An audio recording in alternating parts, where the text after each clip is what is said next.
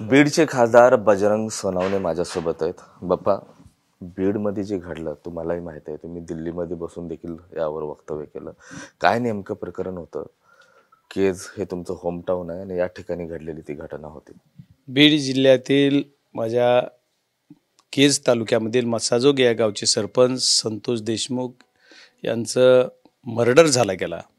त्यांचं किडनॅपिंग केलं आणि त्यांना टॉर्चर करू मारलं. ही अतिशय निंदनीय घटना आहे. ही जिल्ह्याच्या दृष्टीनं काळिमा फासणारी आहे. कायदा सुव्यवस्थेचा बाजार उडालेला आहे. कायदा सुव्यवस्था कुठंही राहिली नाही. कारण मी त्याच्यावरच सांगतोय की आमच्या बीड जिल्ह्याला जी काही प्रत्येक गोष्टीत अवैध धंदे चालूच आहेत. हे अवैध धंदे कोण चालवायले आणि का चालतात, कुणाच्या आशेदौरान चालतात, ही एवढे गँगवार कुठून आलेले आहेत. एक घटना ती होती का नाही, त्याच्या अगोदरसुद्धा एक किडनॅपिंग झाली. ह्याला आपल्या सौताड्याचा जी एक माजी सभापती पाटोद्याचे, त्यांचं किडनॅपिंग केलं गोवर्धन सानप नावाचे, त्यांचासुद्धा संशयास्पद मृत्यू झालेला आहे. ते म्हणजे काय त्याच्यात घटना. त्याच्यानंतर लगेच हे होतं का नाही होतं तर परळीचं दुसऱ्या दिवशी एक केलं गेलं. म्हणजे अशा घटना घडल्या त्यात एवढं म्हणजे असं का होतंय. म्हणजे प्रत्येक ह्याच्यामध्ये निवडणूक असेल, निवडणुकी राजकारण केलं म्हणतात. राजकारणाचा विषय ह्याच्यात कुठं आलेला नाही आहे. मला कोणीतरी म्हणलं की याच्यात राजकारण करू नका. आता मी काय राजकारण करतोय? एखाद्याला न्याय द्या म्हणणं ही जर राजकारण असेल तर मग करायचं काय?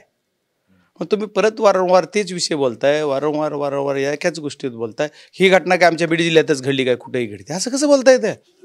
अरे मग तुम्ही समजा उत्तर देताय तर तुमचे सत्ताधारी पक्षातले आमदार येऊन सुद्धा सांगतायत की गुन्हेगाराला अटक करा. ते भेट देत आहेत, त्यांचंही कौतुक आहे. सत्य म्हणजे राष्ट्रवादी काँग्रेसचे आमदार येऊन गेले, भाजपचे आमदार येऊन गेले, मी टी व्हीवर बघतोय, आपल्या न्यूजनं बघतोय, तेही मागणी करतात. मग विरोधकाचीच बाजू कशी मानतात तुम्ही? म्हणा ना तुमचे सुद्धा सत्ताधाऱ्यात सत्तेत असणारे लोक सुद्धा आज काय जे बोलले ते कुठल्या पदावर नाहीत, आमदार आहेत फक्त. तर ते आमदार तर त्यांची सुद्धा जिम्मेदारी आहे. मग आज ती मंत्री पालकमंत्री असं कुणी आपल्या जिल्ह्याला आणखी नाही आहे. बीड पोलिसांचं वचक राहिलं नाही गुन्हेगारावर असं वाटतं? नाही, मी तर स्पष्ट सांगितलेलं आहे की बीडच्या पोलीस यंत्रणेमध्ये सुसंवाद नाही आहे. बीडची पोलीस यंत्रणा ही कुठंतरी एक आदेशाची म्हणजे ही करते का काय असं वाटतं की आदेश कुणाचा तरी आल्याशिवाय कामच करायचं नाही किंवा एका बाजूनं करायचं का काय असं कळत नाही. पण बीडच्या पोलीस यंत्रणेचं कंट्रोल कुणावरही राहिलेलं नाही. बीडच्या पोलीस यंत्रणेला कुणी भेट नाही. सध्या चर्चा आहे या घटनेमध्ये राजकारण होते. राजकारण म्हणजे नेमकं काय? कोण करते राजकारण? आता मी हेच अगोदर सांगितलं आपल्या की राजकारण आम्ही काय करतोय. एखाद्याला किडनॅपिंग केलंय, टॉर्चर करू मारले. कसलं मारलं तिचा फोटो बघा. मी पेपरलाही बघतोय, आज पेपरला सगळ्या न्यूजला आहे. आता मी पार्श्वभूमी 5:30 वाजता फ्लाईटमधून उतरलो लगेच बघितला तर पार्श्वभूमीवर सुद्धा ते दिली बातमी. बऱ्याच पेपरला प्रिंट मीडियाला पण आहे, तुम्ही टी व्हीवर पण न्यूजला पण दाखवताय. या सर्व गोष्टी असताना असं का होतंय? आणि मग राजकारण काय करतो? आता ह्याच्यात काय राजकारण? एखाद्या गुन्हेगाराला शिक्षा झाली पाहिजे म्हणणं ही चूक आहे का? माझं आजही म्हणणं आहे प्रशासनाला, पोलीस यंत्रणेला, सर्वांना, तुम्ही प्रत्येक गुन्हेगार अटक करा. तुम्ही फास्ट ट्रॅकवर चालवा म्हणतात, कौतुक आहे, मला आनंद आहे, चालवलंच पाहिजे. अरे पण अगोदर गुन्हेगार तर अटक करा. गुन्हेगाराचं अटक नाही, फास्ट ट्रॅकवर कोणाला करायचे? जे सेकंड काय 2-4 पोरं दुसरे बरोबर उडते त्यांना धरून आणलंय, बाकी मेन आरोपी गायब आहेत म्हणतात. मेन आरोपी कोण होते? ही आरोपी का झाले गेले? ह्यांनी का ह्या वृत्तीत आले गेले? कोण आहे ह्याच्या पाठीमागं मास्टर माइंड? ह्याच्यावर आता एक बरेच नवीन गुन्हे दाखल होत आहेत. परत खंडणीचा गुन्हा दाखल झाला. मग या असे एवढे गुन्हे दाखल होत आहेत. एवढं जर होतंय तर मग आता हे नेमकं प्रकार काय? ह्याच्या मुळाशी गेलं पाहिजे. आणि ही जी काय वृत्ती आहे, ही वृत्ती बीड जिल्ह्यातून संपवली पाहिजे, तरच बीड जिल्हा सुखानं नांदेल. केंद्रीय गृहमंत्री अमित शहा यांची तुम्ही भेट घेतलाय, काय नेमका संवाद झाला होता? आदरणीय अमित भाई शहा यांना मी भेटलो आणि माझ्या बीडची कायदा व सुव्यवस्था ढासळलेली आहे, ती पूर्वपदावर आणली पाहिजे. आणि त्याच्यासाठी ही जी माझं संतोष देशमुख ही जी प्रकरण यांना किडनॅपिंग करून त्यांना टॉर्चर करून त्यांचा मर्डर केला, त्याची CBI चौकशी झाली पाहिजे अशी त्यांना मी मागणी केली. आणि त्यांनी आदरणीय अमित भाई शहा यांनी सुद्धा मला शब्द दिला की मी याच्यावर लक्ष घालतो आणि 100% तुम्हाला न्याय द्यायचं काम करतो. भेट झाल्यानंतर काही मिनिटांमध्ये एक गुन्हा दाखल झाला खंडणीचा. मात्र हत्या प्रकरणातले 4 आरोपी अद्याप फरारच आहेत. अमित शहांनी काही चौकशी वगैरे नाही केली? नाही, आता तिकडनं त्यांनी चौकशी करतीलच, कारण मला त्यांनी शब्द दिला आणि मी याच्यापुढं थांबणार नाही. आणखी माझा हौद चालू आहे. मी सर्वांना SP साहेबांनी पण मी SP साहेबांना पण भेटणार आहे. आता SP साहेबांना पण मी सांगितलं होतं की तुम्ही लवकरात लवकर हे करा, आम्ही तुम्हाला सहकार्य करू. ते म्हणले की मला 3 वाजेपर्यंत दुसऱ्या दिवशी टाईम द्या. तरी लोक त्या दिवशी बसले. परत पुन्हा प्रेताची हे होऊ नये, अवेल्ला होऊ नये या दृष्टीनं प्रेताला ताब्यात घेऊन त्यांचं अंत्यविधी केला गेला.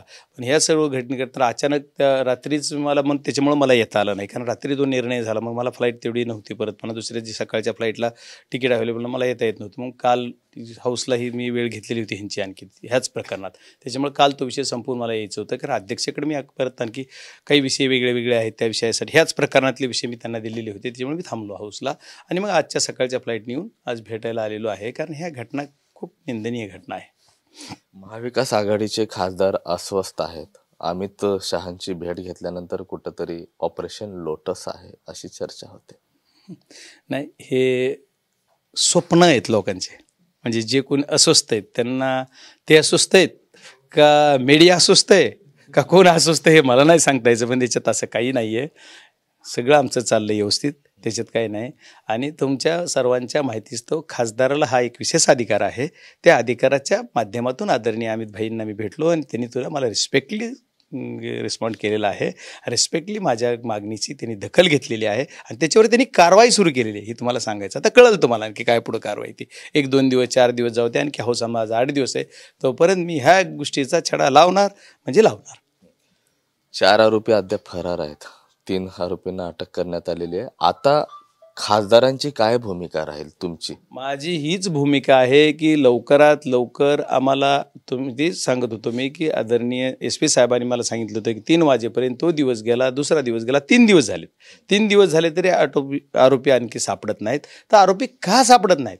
मग ज्यांचे जे सर्व या प्रकरणाचे आता कुठला कोणचे जेवढे गुन्हे झालेत दाखल कुठंही झालेला असो, त्या गुन्ह्यातले सर्व आरोपी अटक झाले पाहिजेत, ही माझी मागणी. आणि त्यांना सुद्धा टाईम आणखी 2 दिवसाचा देऊयात.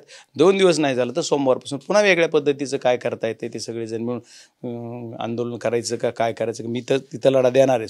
सोमवारपर्यंतचा टाईम मी आदरणीय SP साहेबांना पण बोलवले, त्यांना पण देणार आहे की सोमवार संध्याकाळपर्यंत तुम्ही हे गुन्हेगार अटक करा, अन्यथा आम्ही आमच्या हाऊसमध्ये आम्ही योग्य ती मागणी करू. बीड पोलिसांची भूमिका संशयास्पद वाटते. स्पष्टच आहे, संशयास्पद वाटते. म्हणजे काय, ज्यांच्यावर गुन्हा दाखल होतोय त्याच्या तिथं कोणतरी आणखी काय, आता मला नावं डायरेक्ट PIचे ह्याचे घेताना जरा थोडासा अभ्यास करून देऊ द्या. कोण्या PIच्या ह्याच्यावर कुणाचा फोन येतो आणि ते कुठून SP साहेबाला आणून देतंय का, काय होतंय का, कसं काय चाललं, हे चक्र कसं चाललंय, कारण याच्यामागं काय कटकार असतं. पण मी म्हणतो एखादा गुन्हेगार आहे आणि त्या गुन्हेगारावर गुन्हा झाला किंवा त्याच्या गुन्हेगारीत म्हणजे त्याला सजा व्हायची, तर ते होऊ देत ना. आम्ही राजकीय मंडळीने उलट त्याला पोलीस यंत्रणा सपोर्ट केला पाहिजे. असं न होता माझं म्हणणं आहे की पोलीस यंत्रणा का असं वागते, कारण ते 2 माणसं गेले, त्यांचे मोबाईल राहिले, त्या मोबाईलमध्ये सुद्धा काही चित्रीकरण केलं होतं, काही व्हिडिओ कॉल केले होते, त्याला मारत असताना ते सुद्धा व्हिडिओ कॉल काही जणांना दुसऱ्यांना केले. मग कुणाला केले ते व्हिडिओ कॉल? त्या मुलाला मारत असताना एक तुम्ही मारतात प्रत्यक्ष टॉर्चर करून आणि त्याचे व्हिडिओ कॉल दुसऱ्याला झालेत असं कळतंय आणि त्याचं चित्रीकरण सुद्धा झालेलं आहे असं कळतंय. म्हणजे ही आता सगळी पुरावे माझ्याकडे नसल्यामुळं मला तुम्हाला डायरेक्ट सगळ्या गोष्टी आहे मी ते पण गोळा करतो. मग ही पोलिसला माहीत आहे. पोलिसांचं मी त्या पहिल्या दिवशी बोललो की पोलीस यंत्रणेनं हे डिक्लेअर का केलं नाही की कोण आरोपी सापडले, त्यांचं काय म्हणणं आहे, त्यांचं काय म्हणणं आहे, आता कुणी करायला लावलंय, काय करावं. ही जी आहे ती म्हणते आम्ही मेन आरोपी नाहीत, ते म्हणतात आता पोलीस म्हणतायत, समजा ही मेन नाहीत, मग जी मेन होते तर मग त्यांनीच करायला लावलं, त्यांना आणखी कुणी करायला लावलं, की हे का केलं ह्याने, काय असं काय त्या संतोष देशमुखांनी कुणाचा गुन्हा केला होता की त्यांना डायरेक्ट उचलून नेऊन त्यांचा मर्डर करेपर्यंत असं काय केलं होतं. पण तुम्ही सगळी बॉडी बघितली कसं मारलंय, ठीक आहे, एखादं मारामारीत अचानक लागलं, मर्डर झालाय किंवा काय झालं असं नाही आहे ना. फार टॉर्चर करू डोळे काढणे फलाना, म्हणजे काय वृत्ती आम्ही सिनेमातच बघायचो, अशापेक्षा बेकार वाईट निरुखून हत्या केलेली आहे. नक्कीच हे होते बजरंग सोनवणे. मसाजोगच्या ग्रामस्थांना बीड पोलिसांनी 48 तासाचं आश्वासन दिलं होतं. आता जवळपास 72 तास ओलांडत आहेत, तरी देखील 4 आरोपी अद्याप फरारच आहेत. बजरंग सोनवणे हे बीडचे खासदार आहेत. आणखीन 2 दिवसाचा वेळ त्यांनी बीड पोलिसांना दिलेला आहे. 3ऱ्या दिवशी काय नेमकी त्यांची भूमिका असेल ते 3ऱ्या दिवशी ते स्पष्ट करतील असंही ते आश्वासित करतात. कॅमेरा पर्सन हर्षल निकमसह मी महेंद्र कुमार मुधोळकर, TV9 मराठी, बीड.